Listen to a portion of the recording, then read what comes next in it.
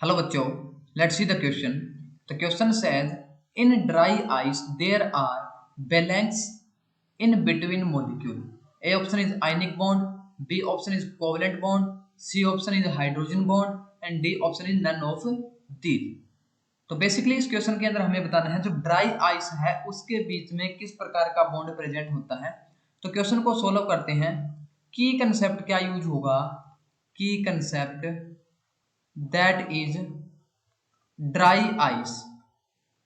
तो सबसे पहले हमें समझना पड़ेगा ड्राई आइस होती क्या है। तो अगर हम बात करें ड्राई आइस की तो ये हमारे पास सॉलिड फॉर्म होता है कार्बन डाइऑक्साइड का, solid form of carbon dioxide, carbon dioxide that is CO2, यानी कि CO2 का क्या है? सॉलिड फॉर्म होता है।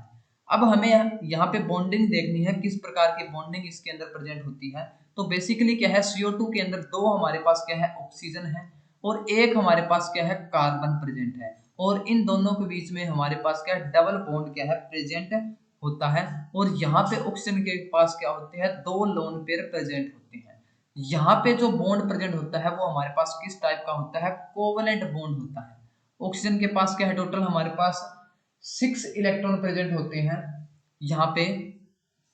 और टोटल यहाँ पे ऑक्सीजन की अगर बात करें, वैलेंस शेल के अंदर 6 इलेक्ट्रॉन प्रेजेंट है। दो इसने क्या है? यहाँ पे बॉन्ड बना रखी है, डबल बॉन्ड बना रखा है, ऑक्सीजन कार्बन को शेयर कर रखे हैं। और कार्बन के पास 4 वैलेंस इलेक्ट्रॉन होते हैं, जिसमें से क्या है? इसने क्या है? चारों क्या है? शेयर कर रखे हैं म्यूचुअल शेयरिंग से।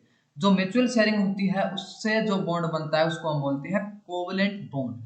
यहाँ पे क्या है? इसके अंदर दो इलेक्ट्रॉन प्रेजेंट है, दो इस बॉन्ड के अंदर प्रेजेंट है, दो इसके अंदर है, दो इसके अंदर है। यहाँ पे एक इलेक्ट्रॉन कार्बन का है इस बॉन्ड के अंदर, इसी तरह से इसके अंदर एक इलेक्ट्रॉन कार्बन का, यानी कि चारों बॉन्ड के अंदर एक एक इलेक्ट्रॉन कार्बन का है जो ऑक्सीजन को शेयर कर रखा है।